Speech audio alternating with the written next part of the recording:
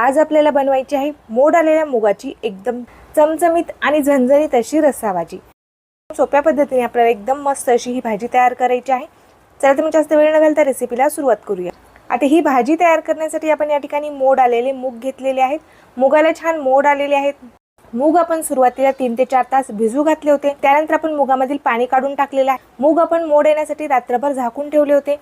दुसऱ्या दिवशी सकाळी याला छान असे मोड आलेले आहेत। आता मूग आपल्याला शिजवून घ्यायचे आहेत। गॅसवरती आपण एक पातेले ठेवलेले आहे। त्यामध्ये आपण 1 ते 1.5 ग्लास पाणी घालून घेतलेले आहे। पाण्यामध्ये मी पाव चमचा हळद घालून घेत आहे। अर्धा चमचा आपण यामध्ये तेल घातलेले आहे। पाव चमचा आपण यामध्ये मीठ घालून घेतलेले आहे। पाण्यामध्ये आपण टाकलेलं जे मीठ आहे ते आपण पाण्यामध्ये छान असं मिक्स केलेलं आहे। पाणी आपलं गरम झालेलं आहे। पाण्यामध्ये आपल्याला मोड आलेले मूग घालायचे आहेत। मुगाला आपल्याला पाण्यामध्ये मिक्स करून घ्यायचं आहे। 4 ते 5 मिनिट आपल्याला मुगाला छान असं शिजवून घ्यायचं आहे। भाजीला छान चविष्ट बनवण्यासाठी, भाजीला छान दाटसरपणा येण्यासाठी आपल्याला या ठिकाणी एक मस्त असं वाटण तयार करायचं आहे। आता वाटण तयार करण्यासाठी मी या ठिकाणी काही साहित्य घेतलेले आहेत।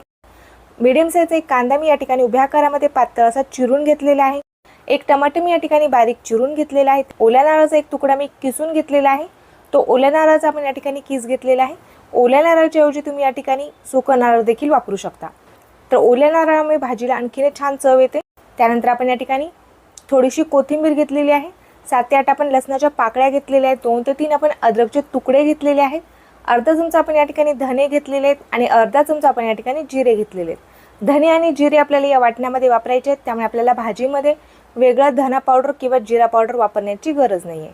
आता आपल्याला कांदा आणि खोबरं भाजून घ्यायचे। गॅसवरती आपण एक कढई ठेवलेली आहे। कढईमध्ये मी अर्धा चमचा तेल घालून घेतलेलं आहे। आता तेलावरती आपल्याला सुरुवातीला धने आणि जिरे घालून घ्यायचे आहे। सुरुवातीलाच मी यामध्ये धने आणि जिरे घालून घेत आहे। त्यानंतर लगेचच आपण यामध्ये कांदा घालून घेतलेला आहे। कांदा आपल्याला 1 मिनिटभर छान असा परतून घ्यायचा आहे।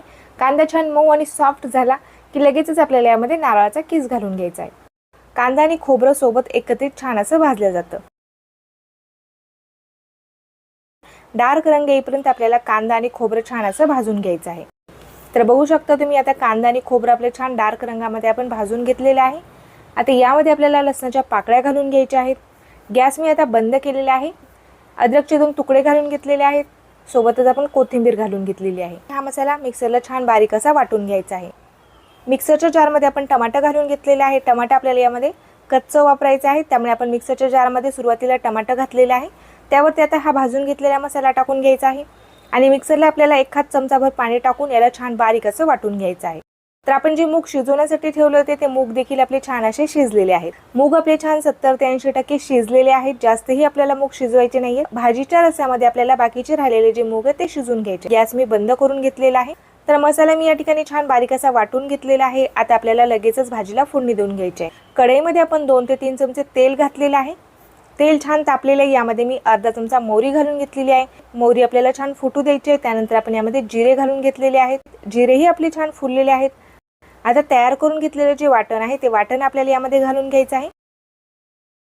यामध्ये आपल्याला काही सुके मसाले घालायचे आहेत। तर मी यामध्ये 1 चमचा कांदा लसूण मसाला घातलेला आहे। अर्धा चमचा आपण यामध्ये काळा मसाला घातलेला आहे।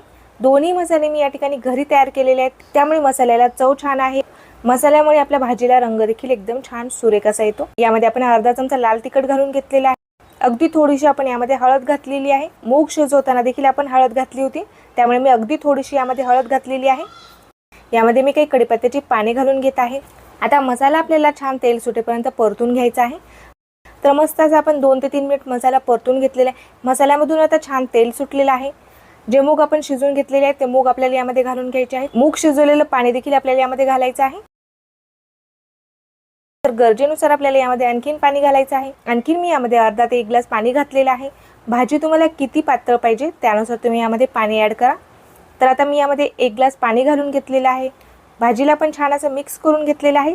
आता मीठ घालून घ्यायचं यामध्ये आपल्याला। सुरुवातीला देखील आपण मीठ घातलेलं आहे मूग शिजवताना। आपण परत एकदा छान असं मिक्स करून घेतलेलं आहे। आता आपल्याला भाजीला छान अशी उकळी येऊ द्यायची आहे। त्यानंतर आपल्याला झाकण ठेवून मुगाची भाजी छान अशी शिजवून घ्यायची आहे। तर भाजीला छान उकळी आलेली आहे। यावरती झाकण ठेवून मी 4 ते 5 मिनिट भाजी छान शिजवून घेतलेली आहे। आपले जे मूग आहेत ते एकदम छान शिजलेले आहेत। मूग आपले छान शिजलेले आहेत। भाजीवरती मस्त तेलाची तरी आलेली आहे। तर भाजीला रंग देखील तुम्ही बघू शकता एकदम मस्त असा भाजीला रंग आलेला आहे। भातासोबत किंवा भाकरीसोबत किंवा पोळीसोबत ही भाजी अप्रतिम चवीची लागते। भाजीची जी ग्रेव्ही आहे ती जास्त पातळ नाही आहे किंवा जास्त घट्ट देखील नाही आहे। तर मस्त अशी आपली ही मोड आलेल्या मुगाची भाजी तयार झालेली आहे। तर तुम्हाला आजची ही रेसिपी कशी वाटली ते मला कमेंट करून नक्कीच कळवा। व्हिडिओ जर आवडला असेल तर व्हिडिओला लाईक करायला विसरू नका। अशाच नवनवीन रेसिपी बघण्यासाठी चॅनलला आणखी सबस्क्राईब केलं नसेल तर लगेच चॅनलला सबस्क्राईब करून घ्या। फेसबुक किंवा इंस्टाग्रामवरती जर तुम्ही हा व्हिडिओ बघत असाल तर इंस्टाग्राम आणि फेसबुकला देखील फॉलो करून घ्या। भेटूया तशीच एखाद्या छानशा आणि नवीन रेसिपी सोबत। तोपर्यंत धन्यवाद।